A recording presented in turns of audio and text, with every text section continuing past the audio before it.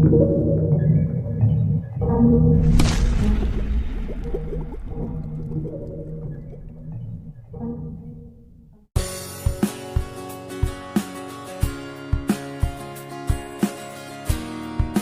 PU kembali harus merogoh kocek yang dalam untuk memperbaiki fasilitas umum di beberapa provinsi yang rusak imbas kericuhan saat demo akhir Agustus lalu.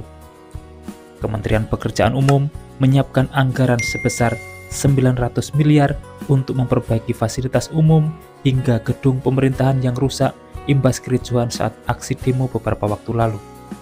Menteri PU Dodi Hanggodo mengatakan, pihaknya akan mendorong percepatan dari proses perbaikan infrastruktur yang rusak tersebut.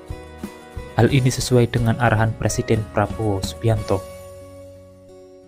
Menteri PU mengatakan kerusakan infrastruktur imbas demo terjadi setidaknya di 19 provinsi.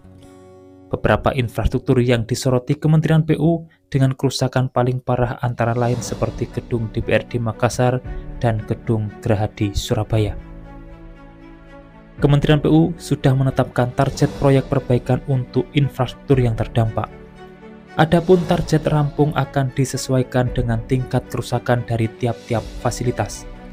Kriteria kerusakan fasilitas publik mulai dari ringan, sedang, hingga berat.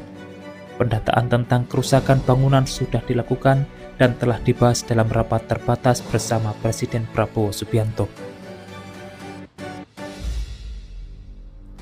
Untuk kerusakan mulai dari yang sedang sampai berat mungkin sekitar 6 bulan pengerjaan. Kalau sedang mungkin bisa 3-4 bulan saja. Di sisi lain, anggaran 900 miliar milik Kementerian PU juga akan dialokasikan untuk membantu perbaikan kerusakan di Jakarta. Perbaikan ini antara lain seperti halte bus Transjakarta hingga jembatan penyeberangan orang atau JPO. Setidaknya ada sebanyak 22 halte yang rusak imbas peristiwa demo pekan lalu.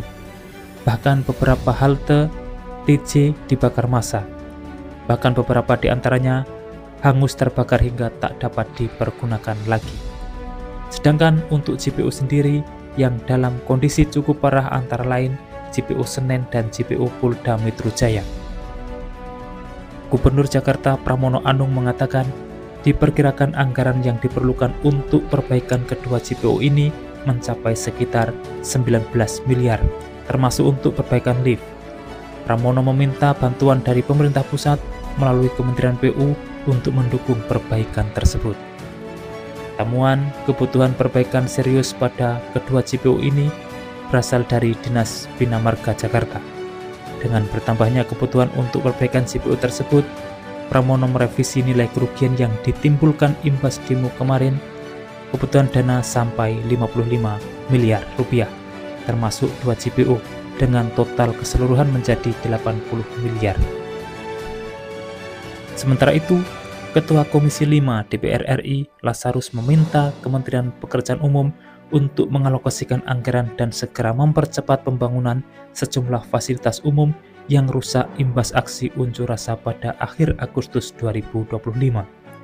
Hal itu disampaikan oleh Lazarus saat memimpin rapat kerja bersama Kementerian PU, Kementerian Perhubungan, Kementerian PKP hingga BMKG di Kompleks Parlemen Senayan, Jakarta pada Kamis 4 September 2025.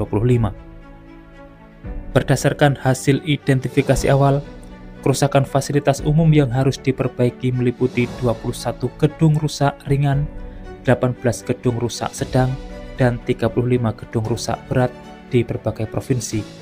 Dan berikut ini rinciannya.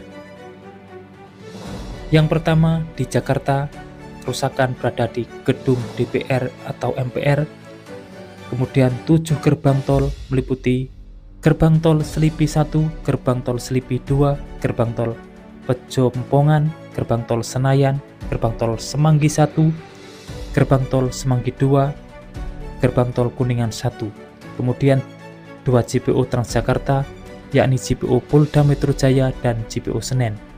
Dan terakhir, ada stasiun MRT Istora Mandiri Senayan.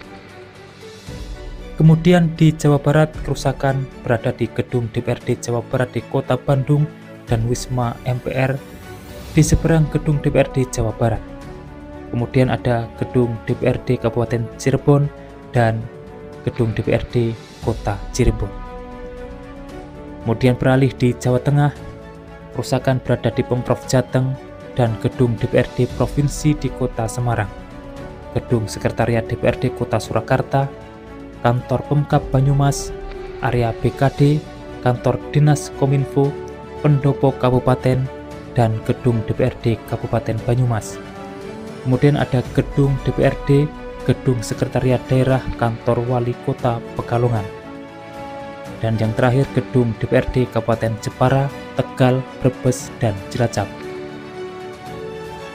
Kemudian bergeser ke Jawa Timur, kerusakan berada di gedung Bradi Kota Surabaya, kantor DPRD Kota Madiun, kawasan kantor DPRD Kota Kediri, gedung Museum Bagawanta Bari, kompleks kantor DPRD, kantor Sekda dan kantor Bupati Kediri, kantor DPRD Kabupaten Blitar, dan Mapolresta Malang. Kemudian di Bengkulu, kerusakan berada di kantor DPRD Provinsi Bengkulu. Di Jambi, ada di kantor DPRD Provinsi Jambi. Di Jogja, di kantor Polda DIY Kabupaten Sleman. Di Kalimantan Barat, kantor DPRD Provinsi Kalimantan Barat. Di Sulawesi Selatan, ada kantor DPRD Kota Makassar, kantor DPRD Provinsi Sulsel, gedung PTSM, dan aspirasi Kejaksaan Tinggi Sulsel. Kemudian di Sumatera Utara ada gedung DPRD Provinsi Sumut. Dan yang terakhir ada di Nusa Tenggara Barat, kerusakan berada di kantor DPRD Kota Mataram.